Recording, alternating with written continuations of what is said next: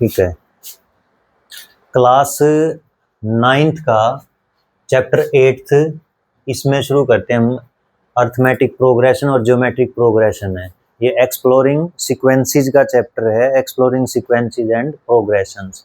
Sequences क्या होती है मैथमेटिक्स के अंदर? एक स्पेशल टाइप के पैटर्न होते हैं नंबर्स के। ठीक है, जैसे एग्जांपल दूं मैं, नेचुरल नंबर या प्राकृतिक संख्याएं।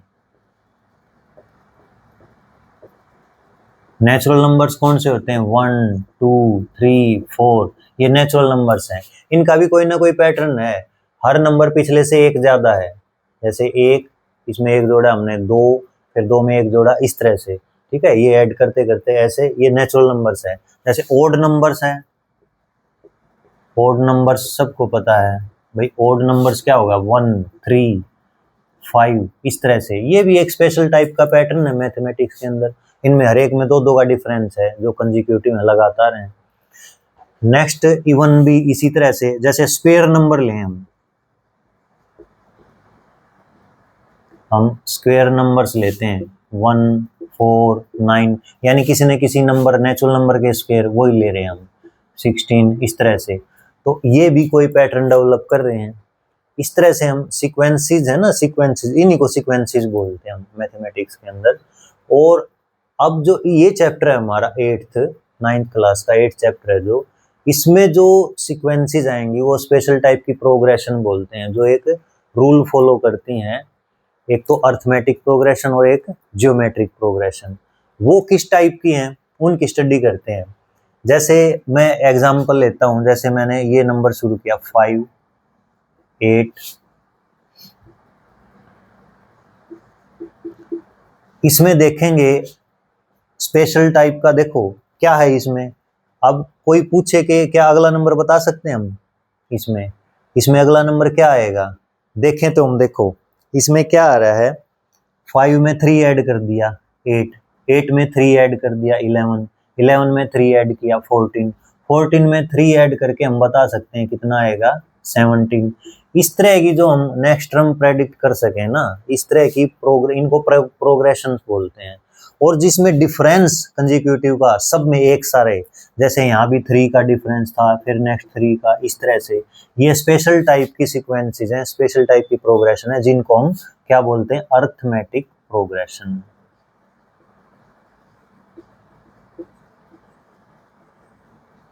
Arithmetic progressions. थोड़ा पहले हम अर्थमेटिक प्रोग्रेशंस के बारे में पढ़ेंगे, फिर ज्योमेट्रिक प्रोग्रेशंस के बारे में। मैं ज्योमेट्रिक प्रोग्रेशंस बता देता हूँ, फिर नेक्स्ट जो हम एक्सरसाइज करेंगे ना 8.3, उसके अंदर ज्योमेट्रिक प्रोग्रेशंस की टर्म हम पढ़ेंगे कि nth टर्म क्या होगी, ठीक है, सम क्या होगा, इसके बारे में। अर्थमेटिक प्रोग्रेशन की हम nth टर्म फाइंड करने की कोशिश करेंगे। nth टर्म का क्या मतलब है? उसका फार्मूला। nth टर्म हमें पता लग जाएगा तो हम कोई भी टर्म इसकी फाइंड कर सकते हैं। जैसे अब मैं ये कह दूं, हमने कितनी इस एपी की, शॉर्ट में हम एपी बोलते हैं इसको, अर्थमेटिक प्रोग्रेशन को शॉर्ट में क्या बोलेंगे? एपी, अर्थमेटिक प्रोग्रेशन को। ये एपी मैं यहाँ लिख लेता हूँ, इस तरह से ये चलती रहेंगी टर्म। इसमें क्या देखते हैं हम इस एपी के अंदर, अर्थमेटिक प्रोग्रेशन के अंदर, ये डिफरेंस सेम मिलता हमें। ये एक एपी है, क्या डिफरेंस सेम मिलता है? जैसे सेकंड टर्म से मैंने इसका डिफरेंस देखा, फर्स्ट का कितना आएगा 3, थर्ड से सेकंड का डिफरेंस देखा, वो भी क्या रहेगा 3। ये ऐसे देखते जाएंगे हम, ये डिफरेंस सेम मिलेगा। इसी को हम बोलते हैं कॉमन डिफरेंस एपी के अंदर। इसको हम क्या बोलते हैं? कॉमन डिफरेंस, क्योंकि कॉमन रहता है ये हर जगह। और इसको हम कॉमन डिफरेंस को किससे? डी से डिनोट करते हैं। ठीक है, डी की वैल्यू क्या है? यहाँ पे 3 है। और जो फर्स्ट नंबर पे टर्म है, इसको फर्स्ट टर्म को हम किससे? ए से डिनोट करते हैं। ए की वैल्यू कितनी है यहाँ पे? 5। फर्स्ट टर्म 5 है और कॉमन डिफरेंस डी की वैल्यू कितनी है? 3 है। एक तो फर्स्ट ये फाइंड करते हैं। ठीक है, अब कोशिश करेंगे कि nth टर्म का फार्मूला बनाएंगे। जैसे कोई पूछ ले इसमें तीसरी टर्म क्या है, बता देंगे हम 11 है, फिफ्थ टर्म क्या है? 17 है, और सिक्स्थ क्या है, उसमें हम 3 ऐड करके बता सकते हैं 20। लेकिन मैं कहूँ 50th टर्म क्या है, 50वें नंबर पे क्या आएगी, ये थोड़ा गेम ऐड करते करते रहेंगे और फिर बताएं 50वें नंबर पे क्या है।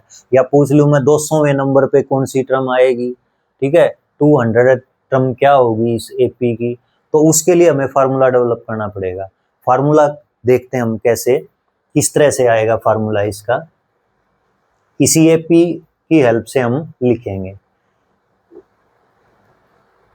देखिए फार्मूला लिखते हैं, जैसे इसको हमने लिखा फर्स्ट टर्म को 5, सेकेंड टर्म 8 को मैं ऐसे लिखता हूं 5 + 3 × 1, 5 + 3, जो 3 क्या था यहाँ हमारा कॉमन डिफरेंस, वो डी की वैल्यू थी और ए की वैल्यू क्या है 5। साथ साथ मैं लिखता हूं यहाँ पे, इसको मैंने ए लिख लिया ताकि फार्मूला हमारा आए, ए प्लस यहाँ पे डी भी कह सकता हूँ या डी गुना में 1 भी कह सकता हूँ इसको, ये सेकेंड टर्म है। पैटर्न पहचानेंगे, पैटर्न जो पहचान गया ना मैथमेटिक्स के अंदर बहुत काम आसान हो जाता है हमारा, ठीक है। तो पैटर्न पहचानने की कोशिश करेंगे, उस पैटर्न से हम nth टर्म फाइंड करेंगे, इसकी फार्मूला निकाल लेंगे, उसके बाद क्वेश्चन स्टार्ट करेंगे इसके। तो देखते हैं, सेकंड टर्म ऐसे लिखी हमने, थर्ड टर्म क्या है 11, उसको मैंने ऐसे लिखा पहले 5 + 3 × 2, 3 का सेकंड मल्टीपल आ गया, ये 3 दूनी 6 और 5 11, इसको हम ऐसे लिख सकते हैं। यानी कि थर्ड टर्म को हम ऐसे लिख सकते हैं a + 2b। साथ साथ मैं nth टर्म बता दूंगा यहीं पे कि कैसे लिखी जाएगी, इसी से कंपेयर करते चलना है। a की वैल्यू 5 थी, a की 5, a हर टर्म में मिलेगा हमें, ठीक है। d का मल्टीपल d भी हर एक टर्म में मिलेगा, स्टार्ट में d के साथ 0 भी कह सकते हैं यहाँ पे, ठीक है। 3 × 1 फिर 3 × 2, जैसे अब नेक्स्ट टर्म है 14 है, क्या हम इसको कैसे लिख सकते हैं, 3 × 3, 3 × 3 कितना हो जाएगा, 9 + 5 14 आ जाएगा, ठीक है। और इसी तरीके से a प्लस क्या आ जाएगा, यहाँ पे d के साथ क्या मल्टीप्लाई था 2, यहाँ पे d के साथ कितना मल्टीप्लाई हो जाएगा 3। इस तरह से हम चलते जाएंगे।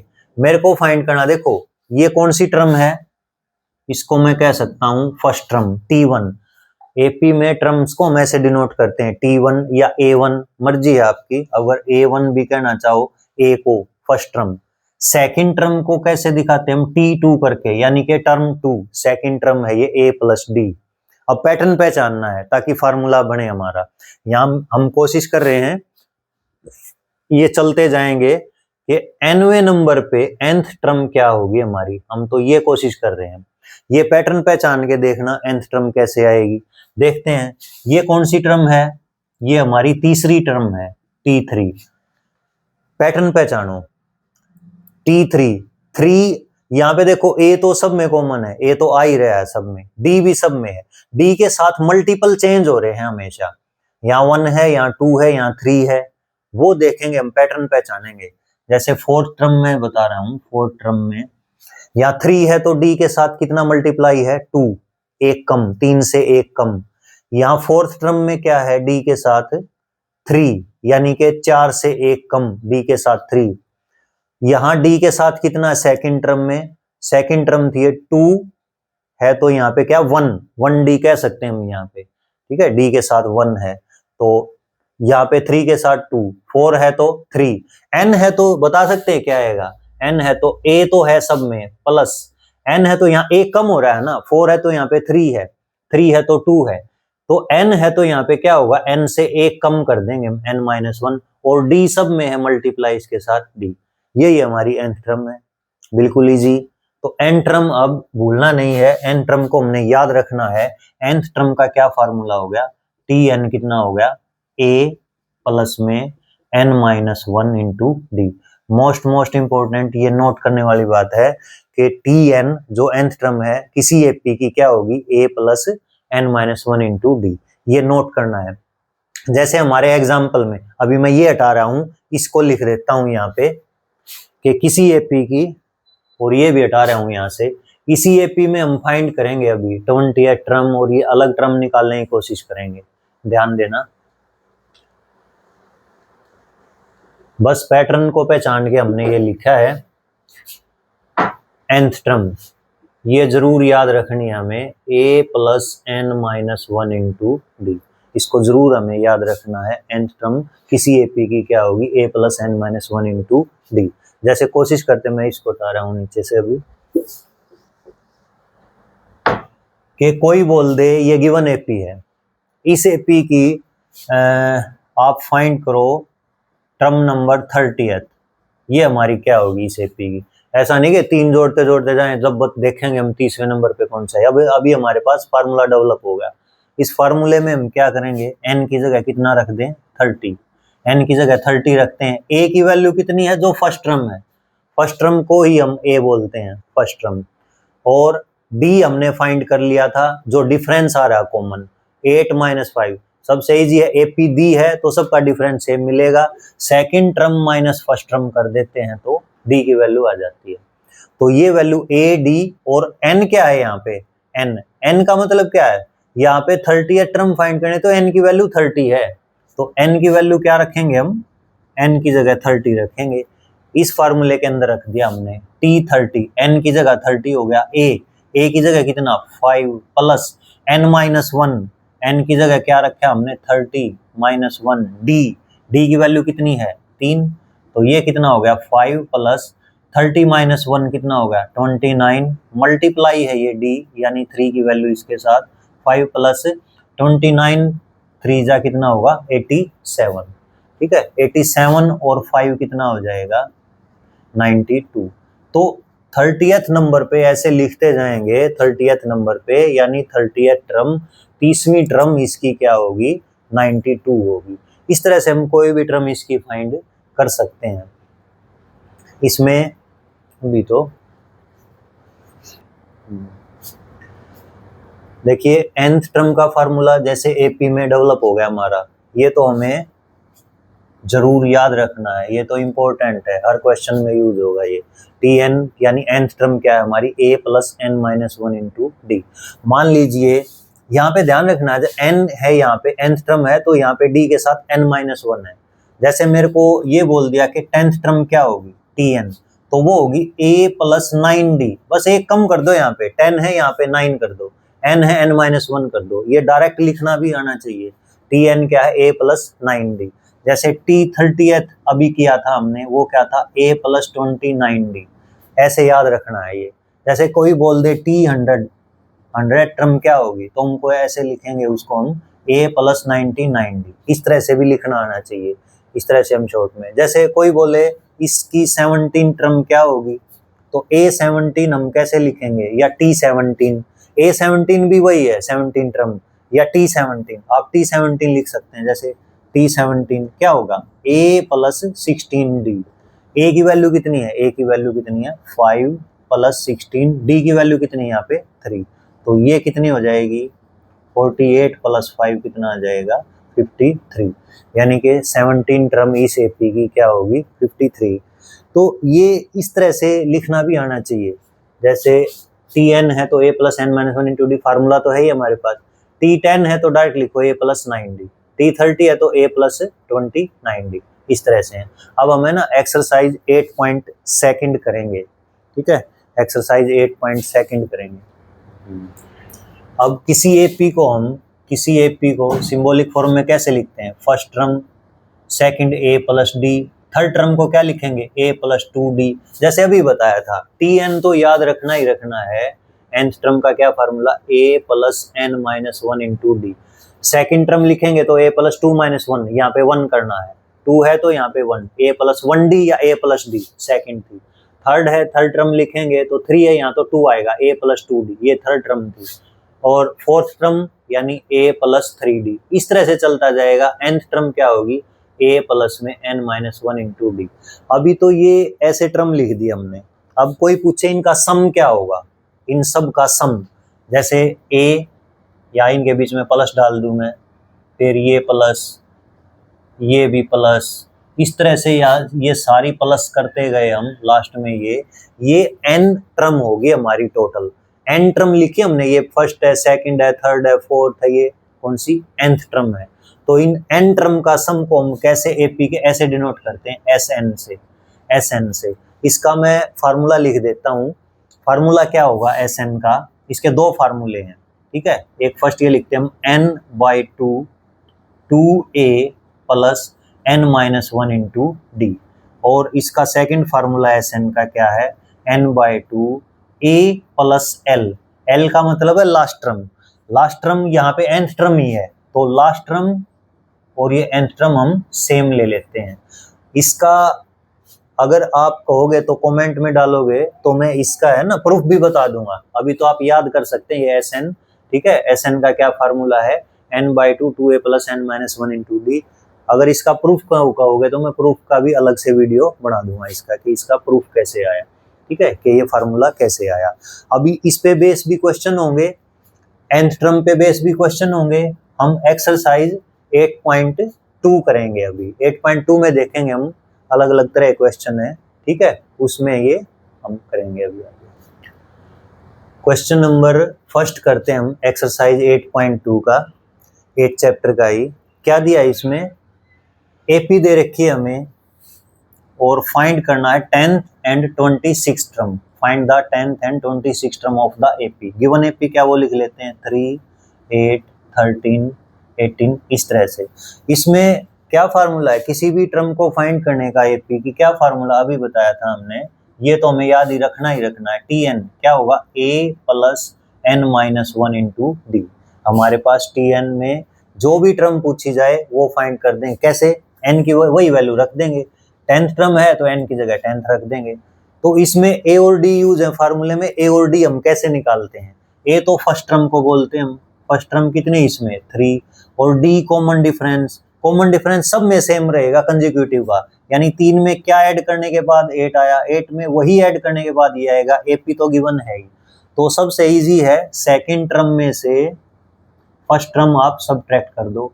8 माइनस 3 कितना होगा 5, तो हमारी डी की वैल्यू ये आएगी। ए ये है और डी ये है, ए डी हमारे पास आ गया। कोई भी टर्म फाइंड कर सकते हैं अगर ए और डी हमारे पास है तो, किसी एपी का। जैसे 10th टर्म को हम क्या लिखेंगे, T10 को a प्लस 9d, एक कम हो जाता है, ये ऐसे याद रखो, यहाँ पे 10 है तो यहाँ पे 9 हो जाएगा d के साथ, n है तो n माइनस 1 है d के साथ, आप ऐसे डायरेक्ट लिखो इसको। तो T10 यानी कि 10th टर्म क्या होगी, a की वैल्यू पुट करो, a की वैल्यू कितनी है 3 प्लस 9 मल्टीप्लाई d, या ऐसे ब्रैकेट में भी d की वैल्यू ऐसे लिख सकते हैं। तो पहले मल्टीप्लाई करेंगे हम, 9 इंटू 5 45, मल्टीप्लाई पहले करते हैं, ऐसे नहीं करना 9 और 3 12 कर दो कभी, ठीक है। तो पहले 9 और 5 को मल्टीप्लाई करेंगे और ये कितना आ जाएगा, अब ऐड करेंगे, ऐड करने के बाद तो 10th टर्म हमारी क्या आ गई 48। इसके बाद देखते हैं कौन सी टर्म पूछी है इसमें, 26 टर्म। 26 टर्म को कैसे लिखेंगे, a26 equal to a plus यहाँ पे क्या आ जाएगा एक कम 25d, t n क्या था a plus n minus 1 into D, एक कम हो जाता तो 25 माइनस एक कम हो गया कितना 26 माइनस 1 25, तो T26 a की वैल्यू पुट करो 3 प्लस 25, ऐसे भी कर सकते हो मल्टीप्लाई d करके कितना है 5, ठीक है। और 25 की और 105 की गुना कितनी आ गई 125 128, ये ऐड करके तो ये 26 टर्म हमारी ये आ गई। इस तरह से हम कर सकते हैं। क्वेश्चन नंबर सेकंड है, इसमें क्या दिया है, which term of the AP, इस एपी की कौन सी टर्म इज -81, -81 इस एपी की कौन सी टर्म होगी, ये पूछा है, कौन से नंबर पे होगी, ठीक है, ये फाइंड करते हैं। आगे क्या पूछा क्वेश्चन में, also is 0 a term of this AP, क्या 0 भी इस एपी की कोई टर्म है, वो भी कैसे फाइंड करना वो भी देखेंगे हम। Give reasons for your answer, वो रीजन देखेंगे हम क्या है, देखना ध्यान से। एपी लिख लेते हैं हम, एपी हमारी क्या दी है 21 18 15 एंड सो ऑन, ये चल रही है 21 18 15, ये एपी दी है। ए और डी निकाल लेते हैं, ए की वैल्यू कितनी है फर्स्ट टर्म 21, डी की value second term minus first term यानी 18 माइनस 21 बड़े हैं ना माइनस के, तो माइनस के बचेंगे कितना 3, तो माइनस का 3 इसमें डी की वैल्यू आई हमारी। करना क्या है, ये चेक करके बताना है कि -81 जो है इस एपी में कहीं आएगी या नहीं आएगी, तो कौन से नंबर पे आएगी, ठीक है, ये चेक करना है। चेक करेंगे कैसे, हम मान ही लेते हैं कि ये किसी nth नंबर पे आएगी, nth टर्म मान लेते हैं हम इसको, ठीक है। इस एपी की ये nth टर्म है।